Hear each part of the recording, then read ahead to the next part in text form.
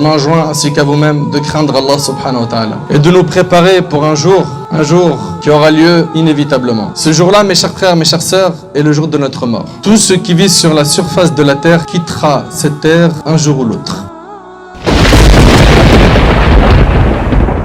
Allah tabaraka wa ta'ala t'a mis sur terre, mon frère ainsi que toi ma sœur, pour une mission, pour pouvoir l'adorer Azza wa Jal. Beaucoup de gens sont sur terre et malheureusement ils ont oublié pourquoi ils ont été créés. Résultat, ils pensent qu'au plaisir éphémère de la vie d'ici-bas. Ils ne pensent qu'à briller, qu'à exister à travers les réseaux sociaux. On vit aujourd'hui une époque où beaucoup de gens oublient qu'un jour ils vont partir de cette dunya. Allah tabaraka wa ta'ala a dit: et nous n'avons attribué l'immortalité à nul homme avant toi. Il s'adresse au prophète alayhi salatu wassalam: est-ce que si tu meurs toi, ils seront eux éternels? Allah tabaraka wa ta'ala dit également: toute âme goûtera à la mort. Tôt ou tard on va quitter cette vie. Vous en avez entendu des dizaines et des centaines des rappels sur la mort, et on ne cessera de multiplier ces rappels, car le prophète sallallahu alayhi wa sallam a dit: multipliez le rappel de celle qui brise les plaisirs, à savoir la mort. Et c'est rapporté par Tirmidhi. La mort, c'est le sujet qui freine les pécheurs comme vous et moi. On doit en entendre parler souvent et on doit avoir en tête qu'on peut mourir à n'importe quel moment. Surtout à notre époque où on voit les gens mourir par accident, crise cardiaque, ou bien il s'est mangé une balle perdue. Les exemples aujourd'hui sont trop nombreux. La mort est celle qui vient séparer les bien-aimés, et celle qui vient faire rentrer la tristesse et les malheurs dans les familles. La mort, tôt ou tard, tu goûteras à ce verre amer, que tu sois grand, petit, blanc, noir, que tu sois riche, pauvre, que tu sois gouverneur ou gouverné, que tu sois patron ou salarié, toute âme goûtera à la mort. Abu Qatada ibn al-Rabi'i radiyallahu anhu rapporte: un cortège funèbre passa près du messager d'Allah sallallahu alayhi wa sallam qui dit: soulagement ou débarras. On demanda au messager d'Allah: que signifie soulagement ou débarras? Il répondit: le serviteur croyant est soulagé des difficultés du monde, tandis que le serviteur pervers, les serviteurs, les contrées, les arbres et les animaux en sont débarrassés. Rapporté par Bukhari Muslim. Allahu Akbar. Est-ce que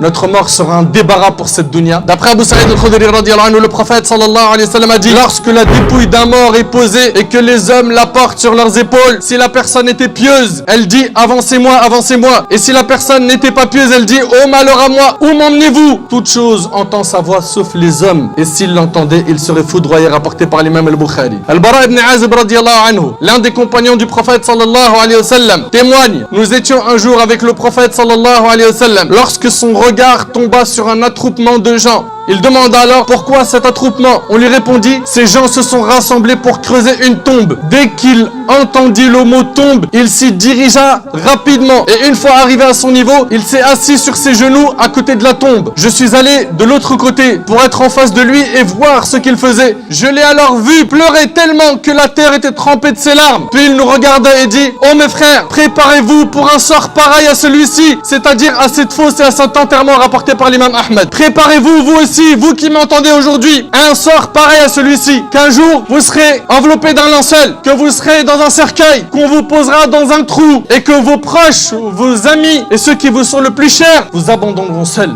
dans ce trou. Et à ce moment-là, il n'y aura que vos actions. Et il y a plein de musulmans et de musulmanes aujourd'hui qui ne pensent plus à ce jour, alors qu'on voit partout des gens mourir, des gens qu'on connaît, des gens qu'on ne connaît pas. La question qu'il faut se poser: lorsque l'on va mourir, qu'est-ce qu'on va prendre avec nous? Es-tu satisfait de ta situation, mon frère, ainsi que toi, ma sœur? Es-tu atteint de fatuité al-ujb? Penses-tu que tu es assez prêt pour rencontrer Allah si tu meurs tout de suite? Si ce n'est pas le cas, qu'attendons-nous pour pleurer des larmes chaudes de regret? Qu'attendons-nous pour revenir vers Allah? D'abandonner le haram? Non, on a tellement été séduit par le diable qu'aujourd'hui, malheureusement, on a des mauvais objectifs, mauvaise fréquentation, on vise tout ce qui mène à la perte. Combien de gens sont morts autour de nous? Combien de janazas auxquels tu as assisté? Combien de morts tu les as vus dans leur cercueil? Tu as prié sur eux, des gens que tu connaissais, que tu aimais, ils sont partis, et tôt ou tard ça sera ton jour. Et la question qu'il faut se poser et se répéter, c'est: moi, quand je vais mourir, qu'est-ce que j'aurais laissé derrière mon dos? Allah tabaraka wa ta'ala a dit: la mort que vous fuyez va certes vous rencontrer, ensuite vous serez ramené à celui qui connaît parfaitement le monde invisible et le monde visible, et qui vous informera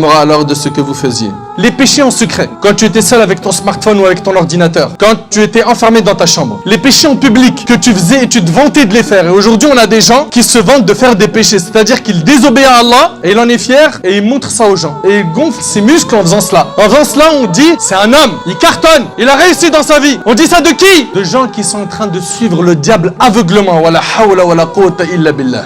Combien de fois t'as entendu des rappels? Combien de fois t'es venu à la mosquée? Combien de fois on t'a dit reviens vers Allah? Combien de fois on t'a dit lâche le haram? Combien de fois on t'a dit ce que tu fumes va te détruire dans la vie d'ici-bas et dans l'au-delà? Combien de fois on t'a dit l'argent sale ça paye mal? Combien de fois t'as entendu les relations illicites avec le sexe opposé dans notre religion c'est haram? Mais tu t'en moques!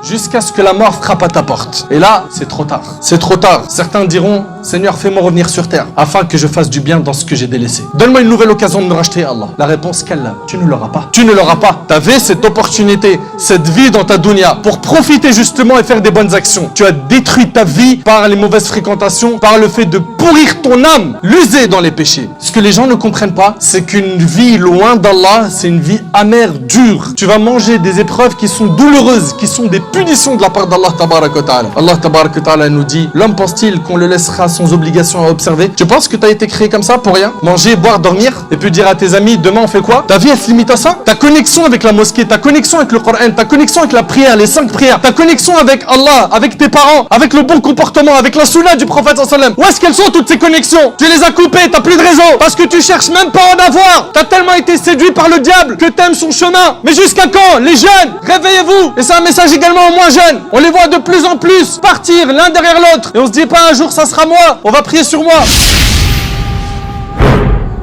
Vous qui avez 20 ans, jusqu'à quand vous retardez le repentir? Jusqu'à quand? Vous qui avez 30 ans, vous avez passé une bonne étape de la jeunesse. Jusqu'à quand vous allez rester dans cet égarement? Vous qui avez 40 ans, ça y est, c'est bon, la jeunesse, c'est terminé, c'est du passé. Pourquoi est-ce que vous vous relevez pas? Pourquoi vous délaissez pas les passions illicites? Ceux qui ont 50 ans, vous avez vécu un demi-siècle. Qu'est-ce que vous attendez? Ceux qui ont 60 ans, vous attendez quoi pour vous réveiller? Vous attendez quoi pour vous réveiller? Pareil, ceux qui ont 70, quelle excuse vous avez maintenant auprès d'Allah? Quelle excuse? Si tu gardes en tête que tu peux mourir à n'importe quel moment de ta vie, tu vas surveiller tes actions à partir de maintenant. Pour terminer, Ahbab el-Kiram, il faut qu'on concrétise le conseil que nous a donné notre bien-aimé sallallahu alayhi wa sallam. Un conseil qui est très riche. Dans le hadith d'Ibn Abbas, radiyallahu anhu, le prophète sallallahu alayhi wa sallam a dit, profite de 5 choses avant 5 choses. Profite de ta jeunesse avant ta vieillesse. Ça veut dire quoi? Ça veut dire quoi profiter de sa jeunesse? Aller dans des parcs d'attractions, s'amuser, jeux vidéo, smartphone, réseaux sociaux? Non. Profite de ta jeunesse dans l'obéissance à Allah, dans l'adoration d'Allah tabarak wa ta'ala. Profite de 5 choses avant 5 choses, de ta jeunesse avant ta vieillesse, de ta santé avant ta maladie, de ta richesse avant ta pauvreté,